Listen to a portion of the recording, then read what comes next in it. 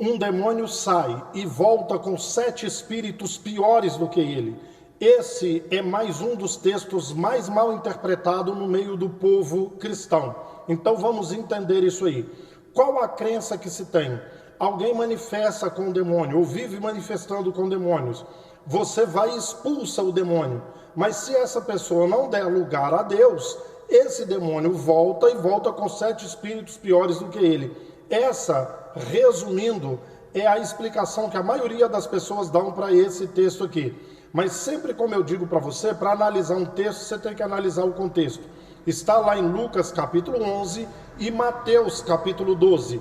Deixa eu explicar para vocês. Jesus estava sendo irônico com os religiosos da época, entende? Isso não é um fato que acontece ou que deveria acontecer. Vamos entender isso aqui. O que acontece? A pessoa manifestava com demônio, Jesus chegava e com uma palavra ele mandava e o espírito imundo saía. E aí as pessoas estavam admiradas deste acontecimento, ok? E aí os religiosos assim, ele expulsa demônio pelo poder de Belzebu, o príncipe dos demônios. Por quê? Você sabia que no Antigo Testamento já existia expulsão de espíritos, expulsão de demônios? Só que era um ritual que demorava dias, semanas, alguns casos demorava meses ou até anos, dependendo do caso, entende? Então eram muitas ministrações e tal, né? Aí por que as pessoas estavam admiradas? Não é porque Jesus expulsava, é porque ele mandava num gesto só e saía. Ele sai espírito imundo, o espírito saía e a pessoa estava liberta. Se é do jeito que você falou, Jesus estaria caindo em contradição com a própria palavra dele. Em João 8,32 diz assim: se o Filho vos libertar, verdadeiramente sereis livres, ok? João 8,36, João 8,32 conhecereis a verdade vos libertará. O 36, se o Filho vos libertar, verdadeiramente sereis livres. Está livre, pronto, acabou, ok? Só que o que acontece? Esses rituais, o demônio não saía, a pessoa acalmava. Você vai ver o caso de Saul e Davi expulsava e depois ele voltava. A pessoa nesses rituais ali acalmando, até ficar calma, até ficar tranquila.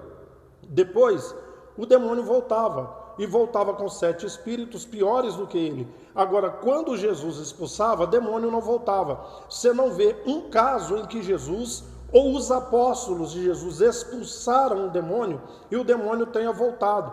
Então você tem que fazer campanha, você tem que vir 7 semanas, você tem que fazer, se você der lugar, o demônio volta e volta com 7 espíritos piores do que ele. Jesus estava sendo irônico. Procura a história, procura o contexto, procura a cultura e o costume da época, que você vai entender. Jesus estava meio que zombando dos religiosos. Vocês quando expulsam, o demônio sai, ok?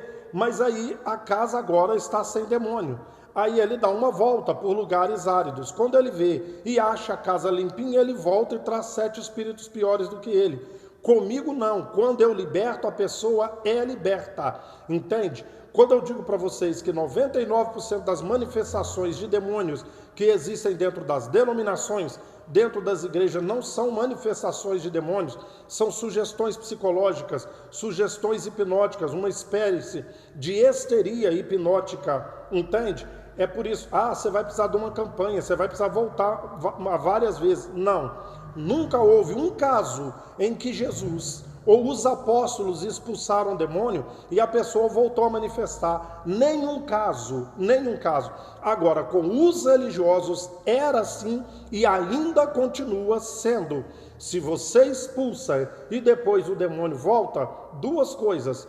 Ou não era o demônio, não era demônio, era essas manifestações que eu estou explicando para você, ou então ele não foi expulso coisa nenhuma, porque quando o Filho liberta, verdadeiramente a pessoa é liberta, entendeu? Procura estudar a fundo e você vai ver. Jesus não estava falando que essa é uma coisa que acontece, tá? Ele estava zombando dos religiosos da época.